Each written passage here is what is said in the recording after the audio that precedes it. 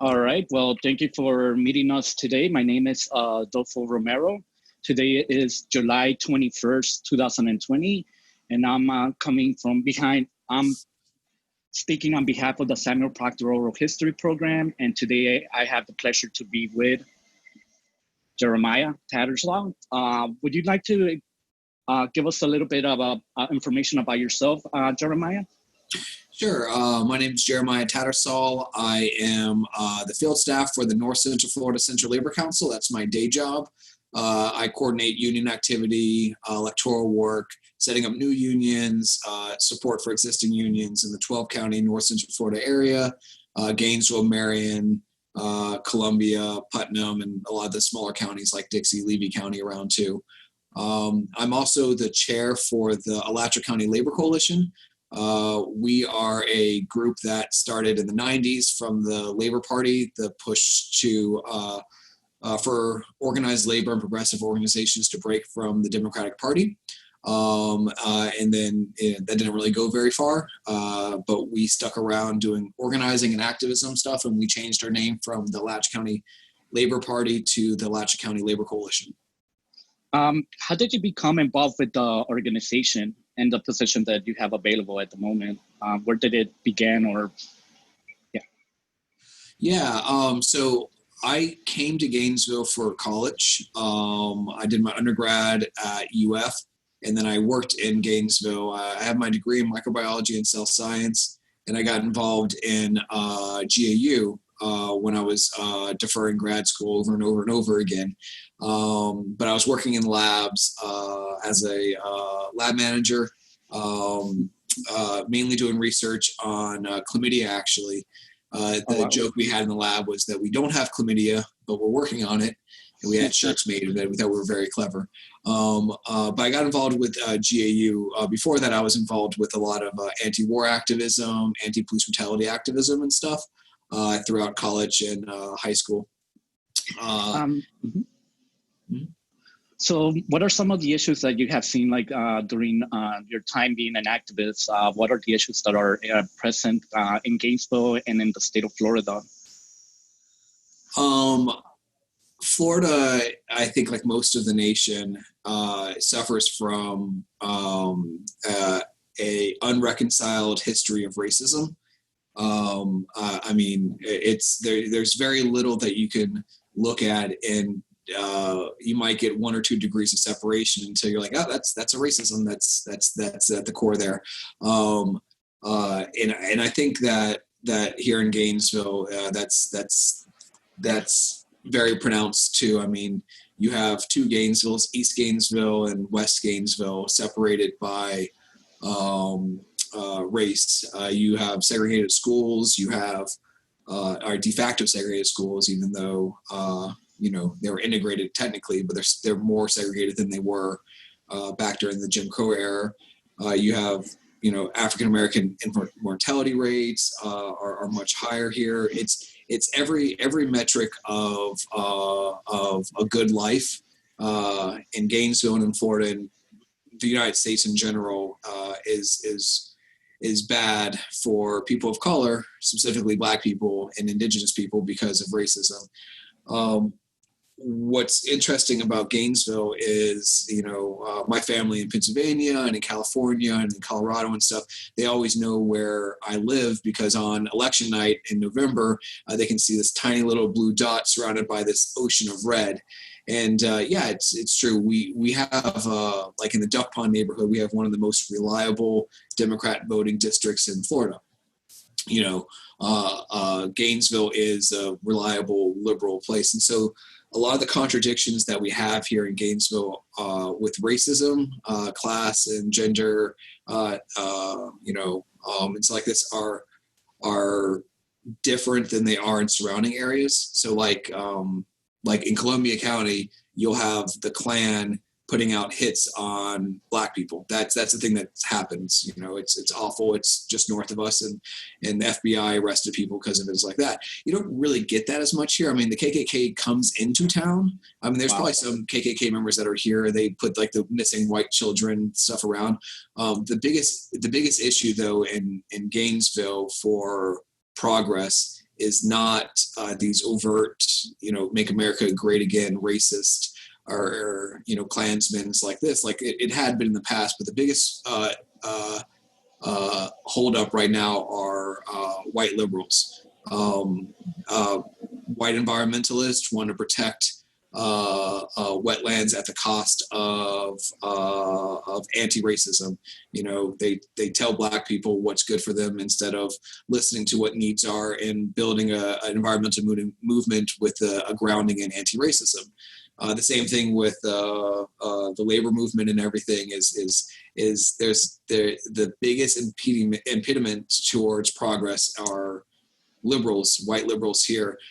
Meanwhile, all surrounding us in Marion County, Putnam County and stuff, the biggest holdup there is like overt racist, like people that are conservative. They might not call themselves racist, but they are. It's definitely unique here because of that. Okay. So you said that you're part of the Alachua County Labor Coalition, correct? Could you explain a little bit about the job that you guys do in there and what role do you play in there? Yeah, definitely. So the Labor Coalition, like I said, comes out of the Alachua County Labor Party, which was part of a big push in, I think, 96. It was people that were upset with Clinton and the new Democratic coalition, which Obama was part of, Hillary Clinton's part of, Joe Biden's part of it. This is the fiscally conservative, socially liberal coalition of Democrats. It was the idea that Reagan and Bush 41 happened because Democrats had gotten too far on the left with affirmative action and things like that. And so we were upset. I say we, like, I was active in politics in 96. I think I was like 8 years old then. The Labor Coalition or the Labor Party was upset about NAFTA mainly, but also the crime bill and a few other things. And so there's this big movement from unions and Jesse Jackson types and stuff to break off and form its own party. It never really took off in the sense that we never really endorsed candidates. We never ran our own candidates really. It was never a party unto itself because the unions were afraid that they would be further decimated or their decimation would be hastened by by creating its own party. And so we kept the name the Alachua County Labor Party for many years. The main things that we worked on over the years, we did some stuff with healthcare was our main one, but we did a lot of stuff with unions, supporting unions and things like that. But the biggest thing that we did was supporting single payer healthcare, and we kind of kept that flame alive. And it's because of that and a lot of other work that we've done that we're still seen as state leaders and regional leaders in the single payer and Medicaid for all. Like I'll be on calls sometimes for national union issues or something like this, and I'll hear someone be like, "Oh yeah, did you see this material coming out of something the Alachua Labor Coalition?" And I'm like, what you got my name in your mouth for? What's this coming from? And it's because we produce really good materials and we're still seen as leaders in this. But we were never a labor party into itself. I got involved after student activism. I was trying to move into community organizing more. I started working on police brutality issues. We started a group called the Alachua County Against Police Brutality. We dropped the P in the acronym and it was ACAB, and it was very obvious and didn't go anywhere because it didn't. I really wanted to find an activist home, and I wanted to work with an organization that was more interested in work and had their theory informed by work as opposed to the other way around, which is what I found from a lot of far left organizations, anarchist, socialist, communist organizations and stuff tend to be the ones with staying power. They tend to devolve into reading groups, and I wasn't really interested in that. The Labor Party, we got involved. I got involved with them, and we passed. I think this was back in 2014, 13, somewhere around then. I think we started it in 12, and in 14 we got it passed. Was the Alachua County Wage Theft Ordinance, and we hit a lot of problems with the Wage Theft Ordinance and the Labor Party. because we were never a party, but people were like, oh, we can't have you come and speak to our organization. We can't sign a Labor Party petitions like this. And after we got the wage theft ordinance passed, which was a good campaign, successful, we had a really good heart-to-heart moment with all of our board and everything. We're like, listen, the Labor Party is not a real thing. Like this, we have all these assets. Like no one is wanting to carry the Labor Party forward. I advocated for liquidating the Labor Party and creating the Gainesville Worker Center. The Just Healthcare Committee, which works on that stuff, didn't want to lose the healthcare things, and they're like, "Listen, if you do that, then we're not gonna join the Worker Center. We're gonna like form a Alachua County Just Healthcare or something like this to carry this forward because the mission of the Worker Center, even though it's related to this, it's not specific enough." There's a lot of fear about this, and so we finally settled on creating the Alachua County Labor Coalition, which in creating a hierarchy structure in that of board members of organizations that sit on the board, to make sure that our core campaigns and our core beliefs are sought for the whole time. And we started with two core beliefs that we're going to work on, or avenues of struggle is what we call them, is healthcare access, which is our Just Healthcare Committee, expanding Medicare and Medicaid. Right now, we're working on beating back work requirements for SNAP benefits, and which rolls into some healthcare provisions with the HEROES Act. I don't really understand it, to be honest, fully. And then on our workers' rights, which was our Fight for 15 living wage campaign. And the living wage campaign was a 5-year campaign, very successful, mixed bag for some of the organizations like Publix and stuff, some spinoff organizations like BAT, Baristas Acting Together, and some other stuff out of that. And those were the two main campaigns. We launched in 2018, I want to say 17 maybe, a housing initiative for renters' rights, with the long-term goal of building tenants unions. We are on the cusp of passing a renters' rights ordinance, which would require almost all rental properties in Alachua County be inspected for minimum energy efficiency and safety requirements. It will require a security deposit, theft, mediation, a bunch of really good stuff.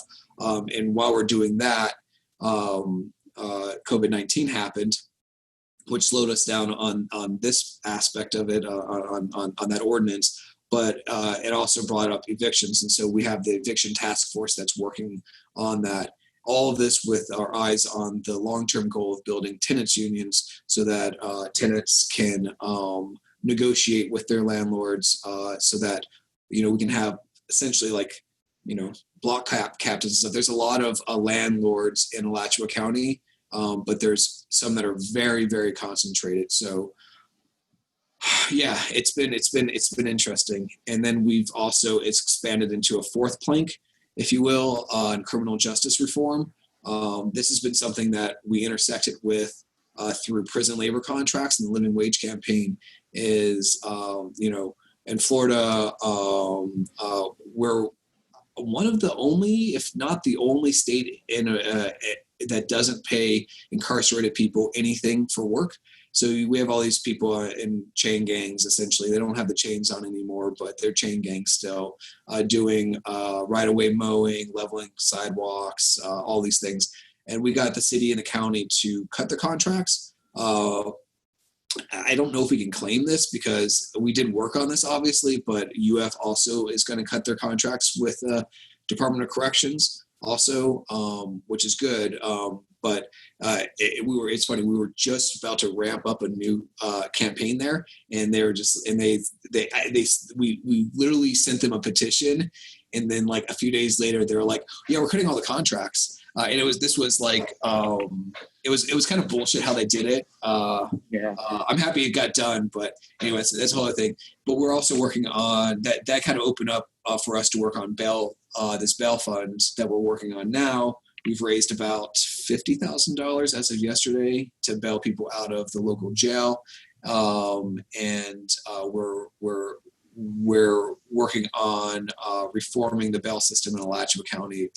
I don't think reforming is the right word. To getting rid of the bail system in Alachua County. Could you explain that? The bail system? Yeah. It's bad. So what the bail system is you commit a crime or you're arrested as suspected of committing a crime. You haven't been adjudicated yet. Really, you haven't been proven guilty. There's a rubric that you're supposed to use. The judge uses it. The community court services uses it, and the prosecutor and defendant all use it. They're supposed to use this rubric to say like how dangerous a person is. So like somebody that committed murder, they likely won't get bail. They're a danger to the community. They're a flight risk. Somebody who, if released from jail, might go on to do harm in the community because, you know, if somebody's arrested for aggravated stalking, that might be a reason to keep people in jail for longer. And instead of using a tool that they should use, which is revoking bail, like, you know, you're not eligible for bail or for whatever reasons, or putting really onerous restrictions on like electronic monitoring or whatever they need, they want to encourage people to come back. And so they'll give people cash bail, and they'll say like your bail is set at $100,000 or $10,000 or $1,000, whatever it is. And you can pay that money to leave jail, or you could not pay that money and stay in jail until your case is heard, until you're sentenced and all that stuff. And if you are sentenced, and say if you're sentenced to like 2 months for something, then your time spent on pretrial detention counts towards your sentence usually. It's bad for a lot of reasons, not least of which is it's racist. People of color tend to not be able to call on people or themselves have large amounts of money they can just put up.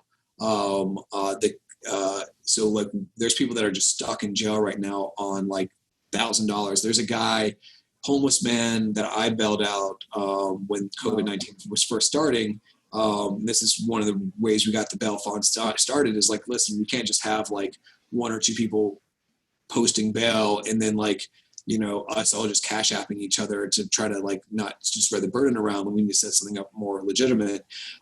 He's a homeless guy that is not mentally stable, and he got trespassed from UF for sleeping on a bench. And that's fine. Then he got arrested for sleeping on a different bench, and he didn't understand that he is trespassed from all of UF. He thought it was just trespassed from that bench. And so his charges got even higher, I think, because he was arguing. He's like, no, that bench. And it's just complete bullshit. I mean, like, what the fuck are we doing arresting people that just need help? Anyway, right. So anyway, he was stuck in jail because I think it was like a $500 bail or something like this. It's like $500 might as well be $5 million. Like he doesn't have $500, and that's like a really low bail. That's a really low bail. You can go to a bail bondsman. In a bail bondsman, you have to pay 10%, put up collateral, all these kind of things like this, and then that's a way of outsourcing the responsibility that the county has to this. So if a bail bondsman, if you jump bail and you don't show for court, something like this, then a bail bondsman will come and get you and arrest you, and it's like a weird privatized, effort for this. If you don't have that, a bail bonds person or something like this, then the city or the county or anyone like this just has a warrant out for your arrest, and they have to do it themselves. The entire cash bail system is broken and needs to be done away with. Right. So what other issues would you say, like, I guess within the detainment and policing issues that have appeared or that are prevalent in the Gainesville community? What other issues within that sector? Within the criminal justice sector, or just in Alachua County? Criminal justice. Yeah. For criminal justice, I mean, some major issues are youth incarceration for people of color is huge. It's very disproportionate for Black youth in Alachua County, and there's a lot of reasons for that. One of them is school resource officers they're just an enforcement an arrest agency for misbehavior on campuses. The disparate marijuana arrest is pretty disturbing. Our current sheriff, Sadie Darnell, says that it's Black culture to blame for that because when approached and asked like, well, if white people and Black people use marijuana at the same rates, then why are your officers arresting Black people more often? And she said it's Black culture because Black people smoke weed outside and you catch them then because of that. And I think that's a lot of bullshit there because they're arresting Black people for drug paraphernalia, for searches in their cars, for those kind of reasons. They're stopping Black people more often. They're over policing Black neighborhoods. That's the real reason there. She doesn't really want to talk about that. So those are some major issues there. A lot of things that happen as I said before, like racism kind of permeates everything. Black people make less money than white people. Black people have the jobs that pay less than white people. And Black people are unemployed at much higher rates than white people. And that all feeds into quote unquote criminal behavior and the over policing and the packing of poverty and people into poverty. It's like this. And so I think those are major issues, and it intersects very heavily with housing. That was my next question. So I was going to go now to housing a little bit. I know that you guys are doing a lot of work right now currently with evictions. Can you explain a little bit about what's going on with the moratoriums, what's going on just overall the housing system, and specifically to gentrification issues that with 53,000 students coming in from all over Florida and in the U.S. coming into Alachua. Can you talk a little bit about how's that affecting the community in Gainesville?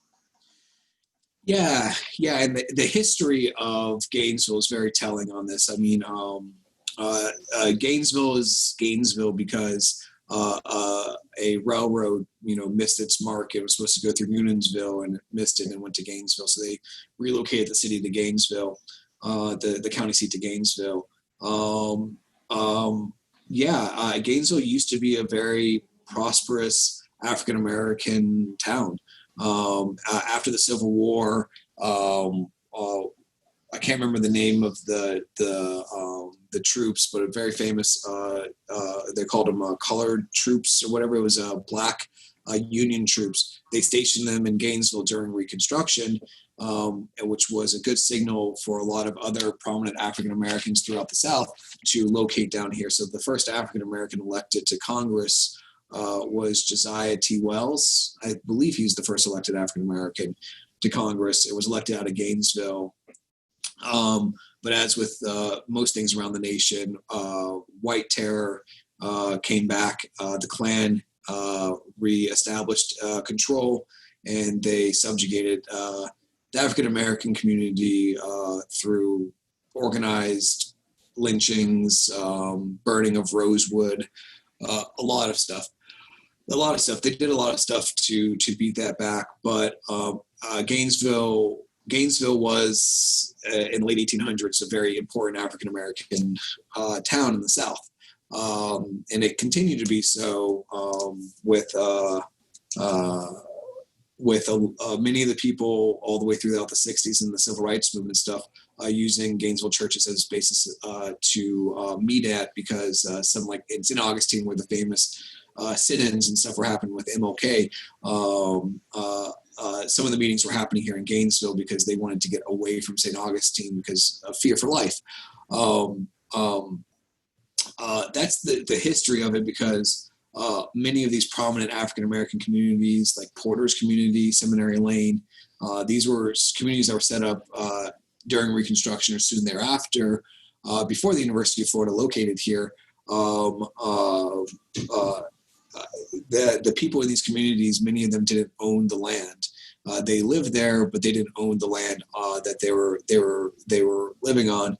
And so this allowed, when the University of Florida relocated or relocated here, and then when the University of Florida has expanded further east, it's allowed people to come in, buy up the property, raise rents, and form student housing, evict people, and all that stuff. Yeah, that's the short and long of where the gentrification comes from. It's mainly the University of Florida.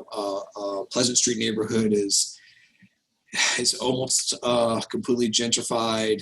Seminary Lane there's little pockets of history there still, but it's been gentrified, and Porter's is almost gone too. Yeah, and it's the biggest tell for if a community is being gentrified is hey, we have a new person join. Is that? Hey, Amado. He's from UCLA, Amado. Yeah, so he's here to join us too and see the interview. Okay. Yeah, and just to close that out, Habitat for Humanity is the biggest bellwether for gentrification, and they're coming into Duval neighborhood and some of these neighborhoods further east. And so what we're seeing happening now in Pleasant Street and Porter's, I expect us to see in like Duval and Duval Heights in the next like 10, 15 years. So yeah. So right now, with COVID-19 having an effect on people, have you seen any increase in evictions because due to the COVID-19 not being able to work, or how's that affecting the community? There's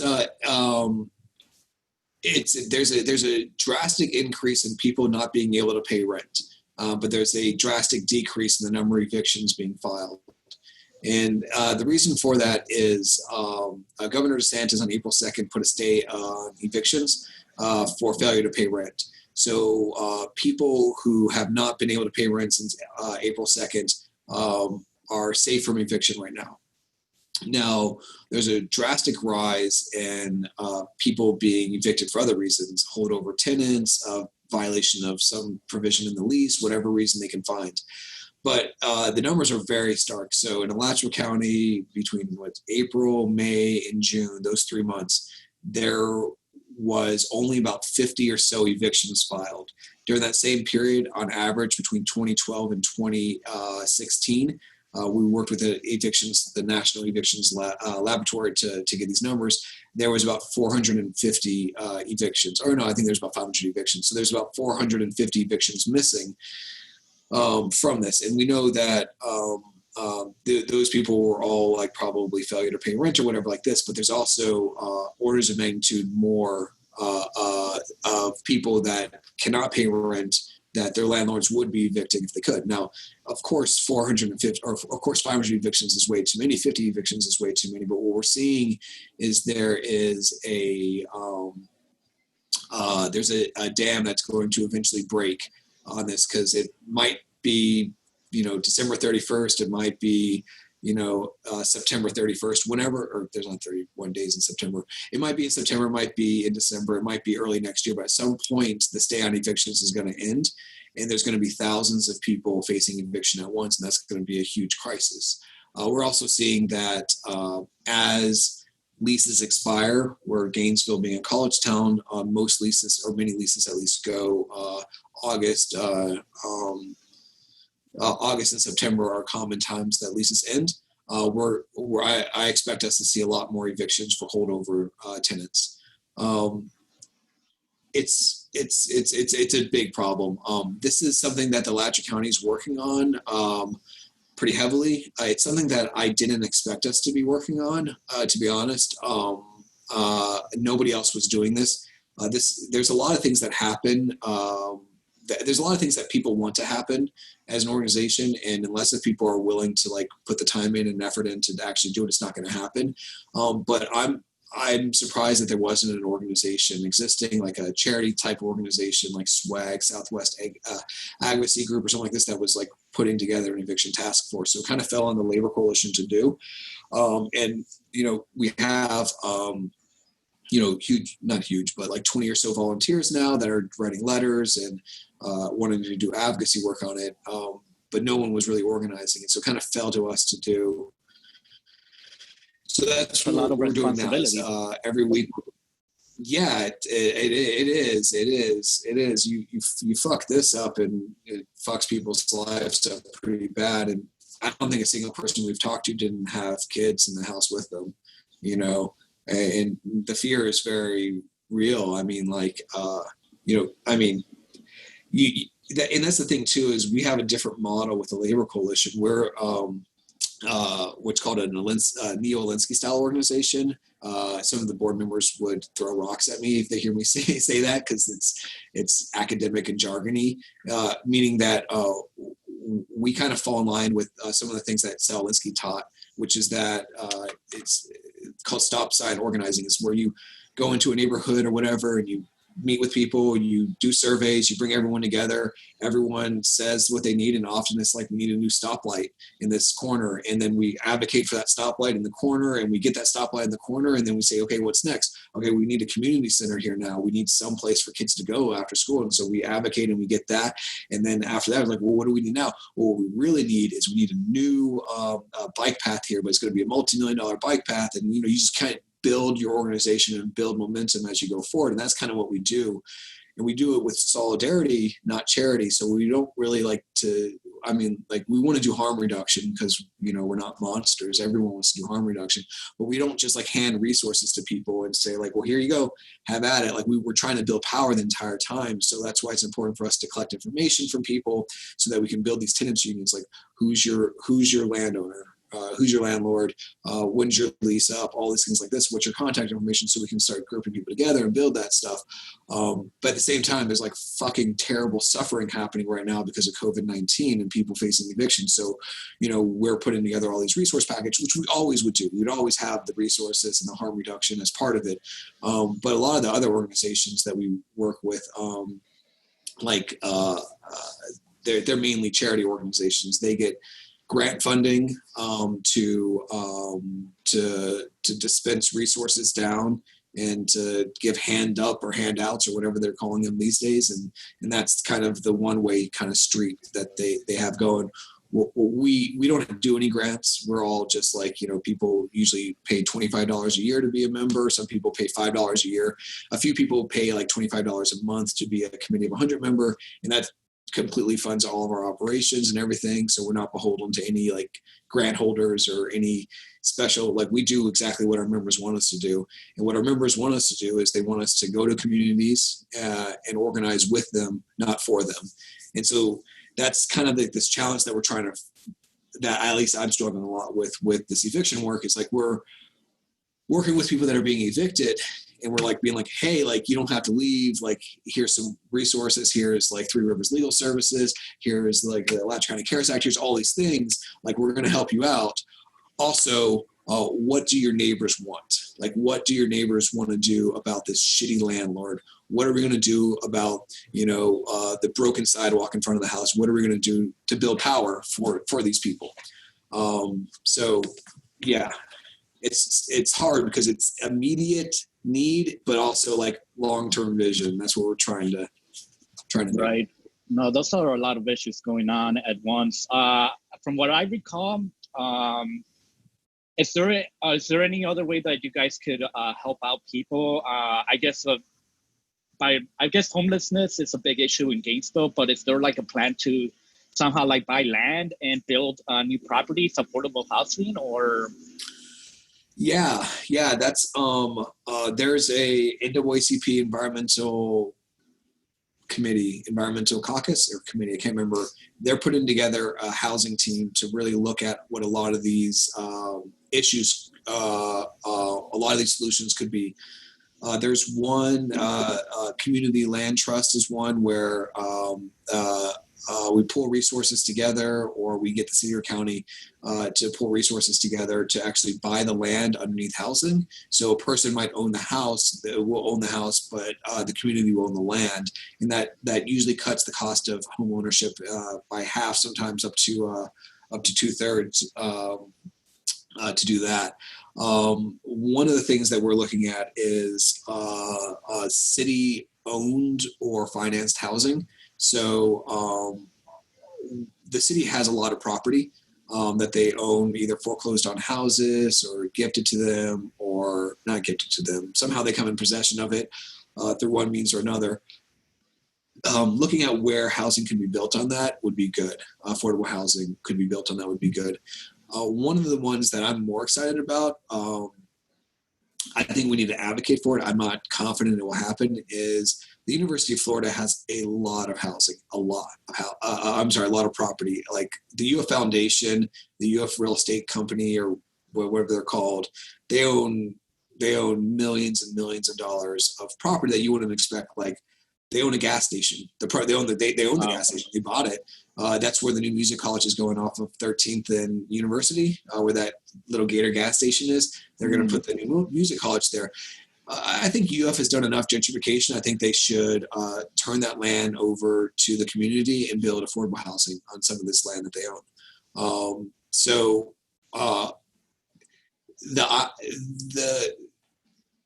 In Gainesville, but the nation as a whole, the market has failed affordable housing. I mean, just the number of HUD. The waiting list for housing choice vouchers is like 800 or so deep in Alachua County. Just for Alachua County, that's not even the city of Gainesville. These are people that qualify and they just can't find the housing. The market has failed affordable housing, and so we have to take housing out of the market in certain ways. And I think that is by the city and the county buying, maintaining, building, whatever they need to do, affordable housing. I mean, I know, was it North Carolina, not Salem, someone just set up a reparations commission. We've had that going in Alachua County for about a year now. One of the things we're doing is building a new monument to replace our Confederate statue that we took down a few years ago. But another thing is like to look at what reparations would look like, and what reparations is probably going to look like in Alachua County at least is heavy investments in African American communities. And one of those ways is by building and maintaining and affordable housing for people of color. Is the city doing anything to help them out, or it's mainly you guys doing most of the work, or what is the city doing about the issues? The city's doing some stuff, I guess. I mean, yeah, it's hard because the city and the county are preempted to the state for doing a lot of stuff, a lot. Like the city and the state can't, the city and the county, like we can't do minimum wage increases. We can't do targeted housing for Black people. Like we can't do, like in order to get a preference for African American owned businesses for contracts with county, we have to do like a 2-year. It would take, if we did it expedited, if we expedited it, it would take a year, but it would probably take about 2 years to do a study. We'd have to pay a ton of money for the study. We have to do all these things just to say that there is a need for African American businesses to be supported and to be given a preference. And they're usually like a point system preference where like you get 1 extra point for being an African American or minority owned business. And that's the reason why we don't have that stuff now is we've looked at that, but the state didn't like that. Cities like Gainesville and stuff are doing progressive stuff, so they pushed back on it. Have you seen? Sorry, keep going. Yeah, it's hard to say. Like, I mean, like Gainesville and Alachua County are some of the best in Florida for like homeless issues, for income inequity issues, is like this, but it's still Florida, so it's still some of the worst in the nation. Do you guys I guess when you're making decisions, do you guys look at other states and see their ordinances that are coming out, or how do you guys create your own? Or yeah, definitely. It's interesting since we're in Gainesville, so we're little. We're a city of 100 and something thousand, a county of like I think just shy of 300,000. And we're a small organization too. The Labor Coalition, we pull in usually about $30,000 a year and hire like a staff person, and that pays for our program and our programs and our office space and everything like that. But we punch way above our class, and one of the reasons we're able to do that is for the most part people leave us the fuck alone because we're little Gainesville. So every 2 years during elections, like there's a slew of like Democratic Party people that come in and they say they're different than they were 2 years before, and they're here to listen to the community, and then they're gone. But we're actually here. But we're in contact with our colleagues down in Orlando, Tampa, Jacksonville, Miami, and stuff like this. But because we don't take any grant money, like not to drag any organizations or anything like this, but like when Soros gives you $1 million, it's not to decarcerate people. It's to eventually he's gonna say like you need to turn out the vote for these candidates and stuff now. So we're consistently doing work, and Ford Foundation and the NGO industrial complex, like that doesn't really apply to us since we don't grow that fast and we don't need that stuff. But because of that, no one really invests in Alachua County. It's starting to change a little bit. Like Flick is here pretty much permanently now-ish. I'm pretty sure after 2020 they're going to pull their resources out of here. Same with Dream Defenders and stuff. But most progressive statewide organizations that have multi-city footprints and stuff are not in Gainesville. And because we're surrounded by a sea of red, we have to make do on our own. And so some of our strongest connections are with like Baker County. Like we have Madre Sin Fronteras that does like fucking amazing work. And I remember I was talking with a colleague of mine down in South Florida, and I was saying something about this. And he goes, "Wait, what are you doing?" And I mentioned what Madre Sin Fronteras does. I mentioned where we go. I mentioned about our friends at Baker County. Like this is the immigration detention center up there and stuff. And my comrades down in Miami had no clue any of this stuff was happening. He goes, "What the hell? Why aren't you guys in this network or this network or this network?" And I was like, "I don't know. I don't know. We just make shit up and do it here because y'all aren't giving us any money to do it. So we just do it on our own, and it often leads to like innovation." I don't think that's the question you asked, but yeah. No, I think you're bringing great points. Do you guys help the Latinx community, or what are the issues that are revolving that community? Yeah. There's not a huge Latinx population in Alachua County. It's starting to change. So you have a lot of students, and students that come to UF. UF's a pretty rich school. So you end up with some like Cuban exile, rich Miami Cuban types up at UF. And I'm not Latinx, so like I don't want to speak with too broad of a brush or paint with too broad of a brush here, but yeah, there is a lot of diversity. What I've noticed a lot with the changes with the demographics is there's a lot more after, I think it was Irma went through Puerto Rico. There's a lot more Puerto Ricans relocating to Alachua County. More Venezuelans are coming here after the economic troubles in Venezuela. A lot of Venezuelans are coming here. There's like, not that it's a perfect metric, but there's like a Latin night once every, or before COVID, there was like a Latin night every other week. It wasn't even like a Latin night once a week in Gainesville. But even with that, there are needs. So Chispas on campus, they support, they are founded mostly for, and they support undocumented students on campus. That's kind of like the mission, although there's a lot of, Chispas does a million other things also, but that's kind of like was the focus when they started, I believe.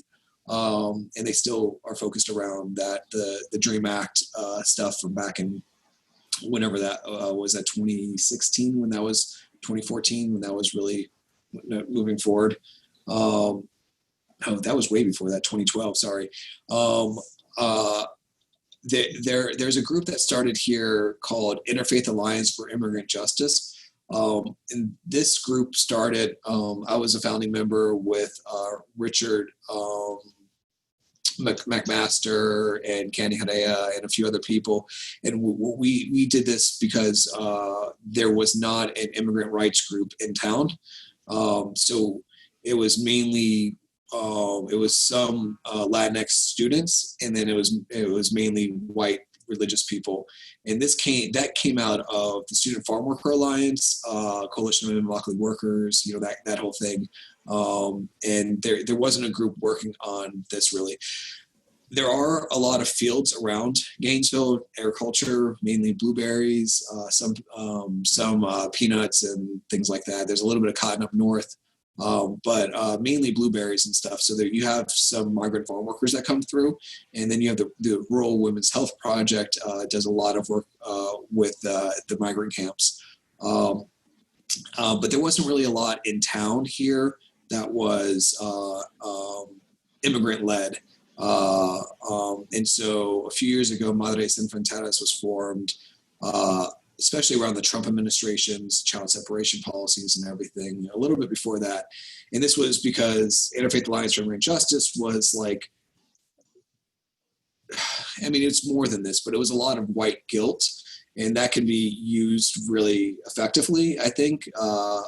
White religious people can be used really effectively in solidarity but there was not really an immigrant-led organization. So Madres Enfrentadas is entirely led by mostly women, some men too, but people who are undocumented and semi-documented in town. Most of them aren't students. Most people from MSF are workers working in restaurants, a lot of housekeepers, and so more of a urban undocumented and semi-documented population, as opposed to the rural agricultural stuff. How difficult is it contributing and collaborating with other organizations like Madres Sin Fronteras, Interfaith Alliance? Do you guys have like weekly meetings, or how do you guys go about collaborating together? Yeah. It's difficult. I mean, MSF and Interfaith Alliance and a few other churches that like the Social Justice Committee there's a few churches that are also members of the Labor Coalition, and they're entitled to a seat on the board, and they sometimes do. Jennifer often will sit on the board for the ACLC. She hasn't been to many meetings lately from MSF, but yeah, that as a coalition, we work on what our coalition partners want us to work on. And so we often get called to bring resources together, to bring people together. So like, this is just an example. We got a call a few weeks ago from MSF that wanted to do a Know Your Rights training for wage theft and housing issues. And, despite the best efforts of ex-partners, of my family in Ecuador, of many years of schooling, my Spanish is awful, just awful, just terrible. And so like I was ready to do it, but they called us and asked if we could provide someone. And so we pulled the resources together and got some attorneys together to give a training for MSF on that. So we often get called to pull things together. To pull people together and stuff like this, because we play well with most organizations. And since we're not in ideological, like hole, we work with everyone. I mean, I remember one of our leaders for our living wage campaign for the county, we got the county to pass still the most progressive living wage ordinance in the state. One of our leaders was this libertarian guy, great guy, but he's a libertarian, and he believed that the minimum wage should be a living wage, and it's a libertarian. And I didn't really understand his logic, but he got all of his blue collar workers out. It was great. So we work with everyone as long as, again, grounded in anti-racism. Generally, though, we say that our ideology starts at Bernie Sanders and goes left. Yeah, we work with everyone. So mainly people call us, but we do have a list of people that we check in with every week or so. Jason checks in with a lot of the NAACP crowd. I check in a lot with the housing justice crowd at this point. And Sheila with the environmentalist. Or wait, no, Sheila, I do the environmentalist. Sheila does the housing justice people. We switch that up. Yeah. Could you explain a little bit about the living wage? So you guys are the ones that passed it, or? Yeah, wrote the damn thing. It took forever. Yeah, so the living wage ordinance that we passed for the county says that the lowest paid regular employee for the county is what contractors have to pay with healthcare. If they don't provide healthcare, then they have to take the average the average gold plan for the Affordable Care Act for like a 40-year-old non-smoking person cost divided by 20. Like there's a formula to figure out the exact cost, and I think it comes out to about $2.84 an hour. So the current lowest wage worker is $14 an hour for the county. And so if you provide healthcare, you have to pay $14 an hour. If you don't, then you have to pay like $16.85 an hour. And this is because custodial workers were all outsourced. Lawn care was all outsourced. So these are people that contract with the city, with the county. We got them to agree even during COVID-19 to up that to $14.50 an hour. That's what's budgeted for next year. But yeah, it's budgets are getting tight. So yeah, that's better than even Miami has with their government minimum wage, their living wage commission. How long did it take you to, I guess, from like the day that you started working on it until like it finally happened? How long was the process? Probably a year and a half or so, 2 years maybe. Yeah. So we got it done. It was pretty quick. It's kind of like a little bit of a theater that we've fallen into with some of our state reps. Is we find a really good idea and we start advocating for it, and then our state reps and state senators try to pass a law in Tallahassee saying that we can't do it, and then we beat that back in Tallahassee, gain momentum throughout, and we create a sense of urgency to pass it more immediately. So usually an ordinance takes, at best 2 years, 5 years sometimes to pass. We often get things done in a year, 2 years. We're good. So the way we did it is we first started with information gathering. We created a task force to gather information. We pulled all the wages. We showed the racial disparities. We showed how much it would cost. We showed all the contracts that it's outsourced to. We showed all this information, created a white paper on it, and used that as a poll to gather people around. Then we went and spoke to as many organizations as we could and said, this is our proposal. This is what we want the ordinance to do. Here's the written ordinance. This is what we came up with. Does your organization support this? And so we would get the Unitarian Universalist, Jewish synagogues, religious organizations, Rotary clubs. We'll get anyone to sign on to this, prominent people, to gain, we kind of went around a speaking tour on this.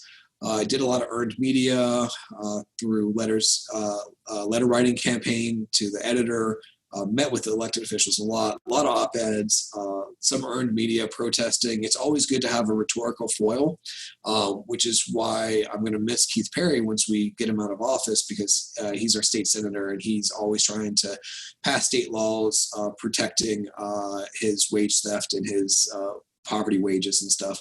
So we get more earned media that way. And then usually around elections, we make it a wedge issue. We've disrupted candidate forums in the past, been like, where do you stand on this issue? You said this shitty thing, like you need to clarify what you mean by this. And, we try to make our issue a wedge issue for the elections. And then when people are elected to office on day one, we normally call them like literally the day they're sworn in. We make sure that we have swearing in ceremonies is a fun one. We usually try to get like 10, 15 people wearing Labor Coalition shirts to stand there and make sure they give us a shout out for their campaign promises that they were going to do these progressive things. And then on day one, we say, we want you to work on this. You were elected to work on this. Here you go. What do you need from us? You need cover? Okay, you need a protest. Okay, you need this. What do you need from us? Because we're going to get it. We're going to get it. It's either going to be you or it's going to be your successor in a few years when we elect somebody else. Yeah, so that's kind of our MO there for electoral interacting with electoral politics to get ordinances passed. Yeah, it seems like you guys are all over the spectrum, but like doing a lot of work from all types of work that you guys are doing in the coalition.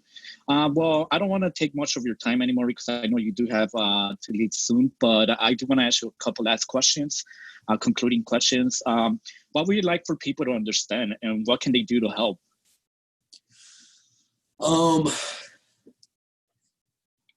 I think capitalism, colonial capitalism, I think the racism that our society is built on is designed to make people feel disempowered, like that this is just the way it is, that the reason why certain jobs pay the way they do, the reason why certain people live in substandard housing that's too expensive, and the reason why, Superfund sites tend to be located in Black neighborhoods, these kind of things. The society we live in is designed to make people feel like that's the weather, like that's just a thing that happens. It's a fact of life. And it's not. It's designed. It was intentionally built and it can be intentionally dismantled. We have tremendous power to do things like, working on this eviction task force, we're laying the groundwork to do something really big, really, really important. We're affecting, people's lives individually, and collectively we're affecting communities, and we're building power and stuff. And we're doing this with like 5 people, we'll eventually grow to 20 people and maybe 50 people. I don't know how to manage more than that, but like we have the ability to make substantive changes. And one of the biggest lies that the society has taught us is that we don't have that power, and it's bullshit. And once you realize that you do, and once you realize that we can help people build this power to undo the wrongs and to make a better, more just society intentionally, then that's a really, really fucking powerful thing to do. Excellent. That's great. What is the Florida that you want to see in 10 years? And how do you envision the future of Florida beyond that? Yeah. I would like to invert the power dynamics right now. So like right now, landlords have all the power. Like we're passing this ordinance that says like you can't have holes in walls, and we're going to inspect to make sure you don't have holes in walls. And the number one thing that landlords said during this meeting was, well, this is all punishment to landlords. Where's the reward for landlords? And I was like, fucking reward? You're getting money. You're engaging in commerce. Like your reward is that you're allowed to fucking make money off of housing. Like get out of here with that.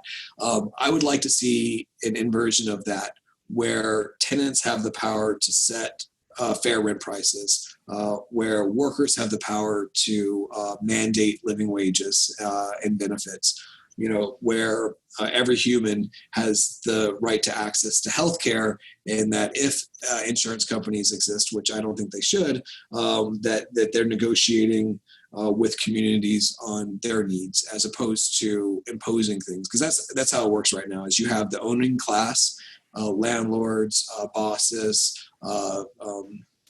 insurance companies telling people what they're going to get. And I would like it to be inverted, and for people to tell these entities what they're going to give them. All right. Well, is there anything else that you would like to add before we conclude our interview? No, I think Thank you for having it. I think this is fun. This is important, and nice to meet the two other people on this meeting listening in. Well, thank you so much, Jeremiah, and this will conclude our interview for today. Thank you very much. All right, no problem.